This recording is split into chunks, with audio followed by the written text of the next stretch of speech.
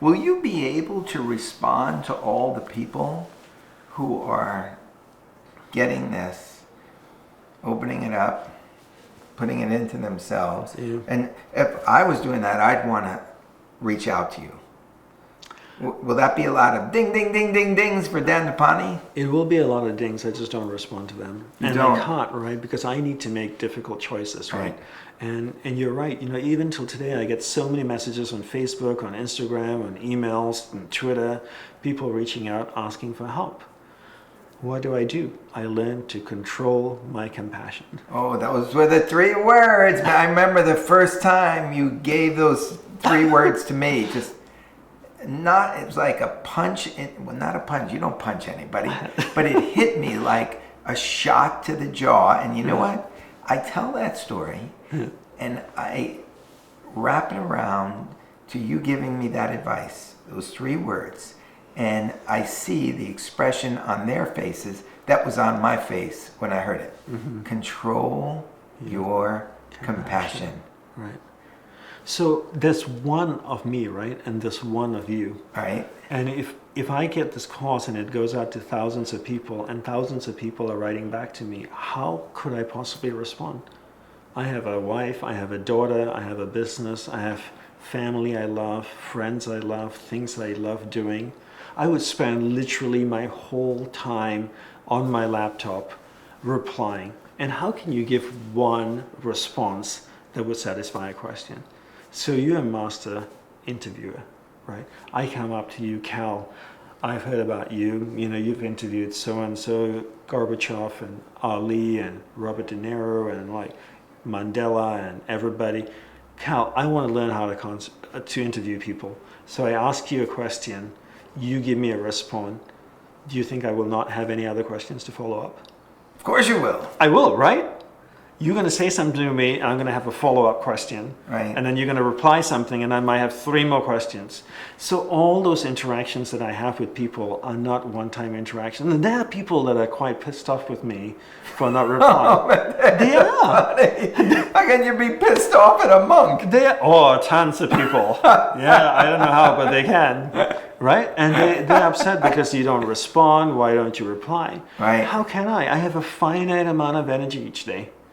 Because some point tonight, Cal, I'm going to be exhausted and I have no energy left. I need to wisely discriminate who and what I'm investing my energy in. So is it going to go to your daughter? My daughter. Or is it going to go to somebody you don't know that wants a piece of your wisdom? But not only that, somebody I don't know. It's 10,000 people that I don't know. Wow. Right? And I only have this much energy. How can I divide it between 10,000 people? Right? You know what? It's impossible. Wow. It's sad, right? I wish I could, but I can't. You know what? I need to control my compassion. Wow. You have just given me the best case. People ask me, do you have an online course? Yeah. You have just given me the best reason to create an online course because you can reach those people. Yep. But it's not your responsibility to solve all their stuff. You give them the tools. You show them how to use the tools, and then they take the tools and apply it in their life to create transformation, right? So when I learned with my guru... This is the deep and narrow Dandapani. Okay. Go ahead. Yeah, when I lived with my guru, he shared with me tools, and he showed me how to use the tools to concentrate, the same tools that I have in my book. I took everything my guru taught me, right? Not everything, a small part of what he taught me, and I put it in this book. And through my learning of the application of it in today's world, as an entrepreneur, as a family man, as a father, as a husband, an entrepreneur, how to apply it in your everyday life. But what he did was he placed the burden of responsibility on me. He gave me the tools, he showed me how to use it, he made sure I understood, and then he says, here, run along and go play. Now it's up to you to apply it, right? And that gave the responsibility on me. And I think in today's world, so many people, Cal, want you to fix the problems for them. And you can't. They need to take responsibility. And this book that I'm coming out with, the course. So you're giving them the tools. And I'm showing them how to go fish, but they got to walk down they got to go and fish, right? And I'm showing that I'm giving them great tools, great techniques. I'm giving them so many examples and stories in the book, in the online course. And one of the features, and here's the other thing too, right? With tools, my guru used to say tools are great, but they're completely useless unless you practice them.